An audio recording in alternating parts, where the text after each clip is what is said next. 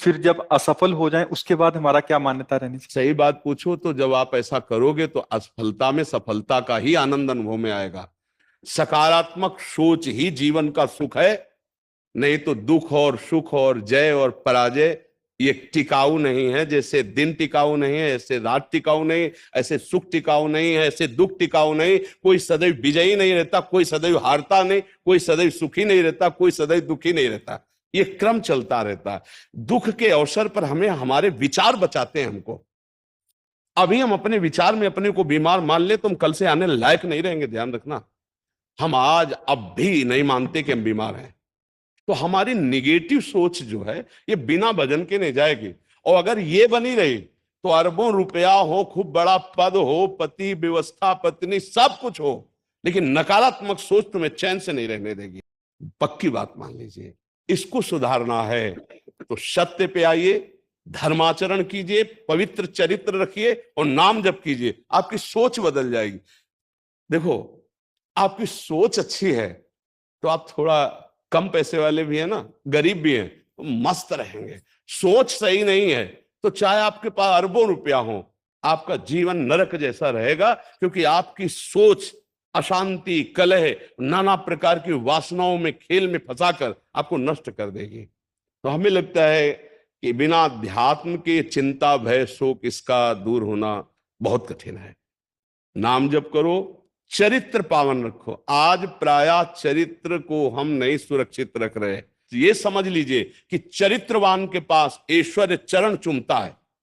चरित्रहीन चाहे आप जितना धन एकत्रित कर ले, शांति और सुख का अनुभव नहीं कर सकते।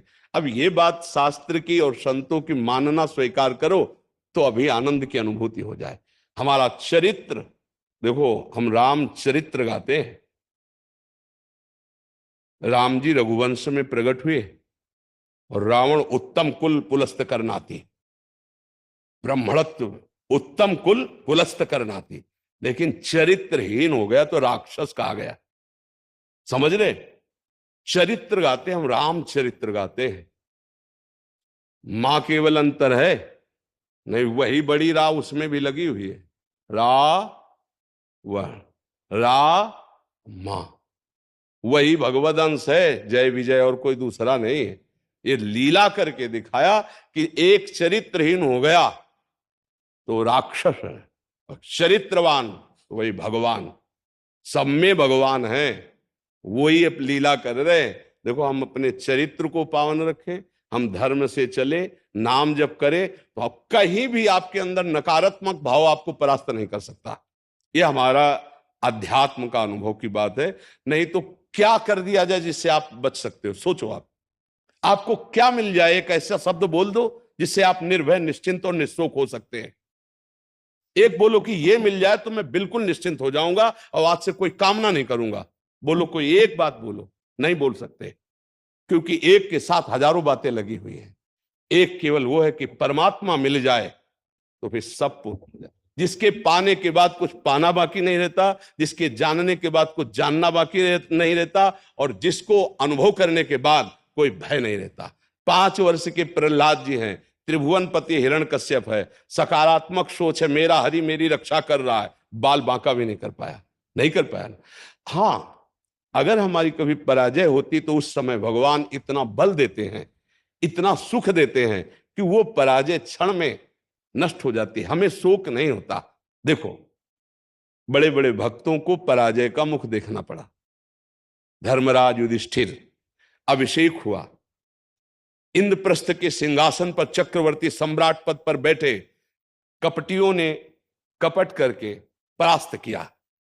12 वर्ष का वनवास, 1 वर्ष का ज्ञातवास, परिणाम भारी कष्ट सहा। ऐसे महारथियों को छुप के रहना पड़ा, लेकिन परिणाम फाइनल पे आइए तो चक्रवर्ती सिंहासन पर महाराज युधिष्ठिर ही बैठे, उनके कुल में कोई नहीं रह गया, सब विनाश को प्राप्त हो गए। तो हमें लगता है धर्माचरण, भगवद आश्रय, पराजय कभी होती भी है तो वो विजय की ही आशा पुष्ट करती है, और भगवान इतना बल देते हैं कि पराजय उसे दुख नहीं दे पाती है। तो इसलिए हमें नाम जप करना चाहिए, भगवद आश्रित होकर के अध्यात्म को समझना चाहिए।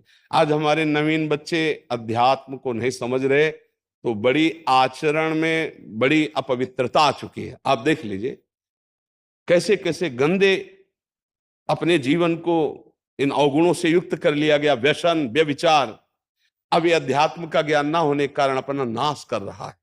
तो चरित्रहीनता, गुणहीनता और नकारात्मक सोचें, अगर इनको हमें ठीक करना है तो हमें बहुत सावधान रहना, हमें अपने चरित्र को बचाना है। आज हमारे बच्चों में चरित्र सुरक्षित नहीं रह पा रहा है। आज बच्चों का जीवन बड़ा संकटपूर्ण जा रहा है।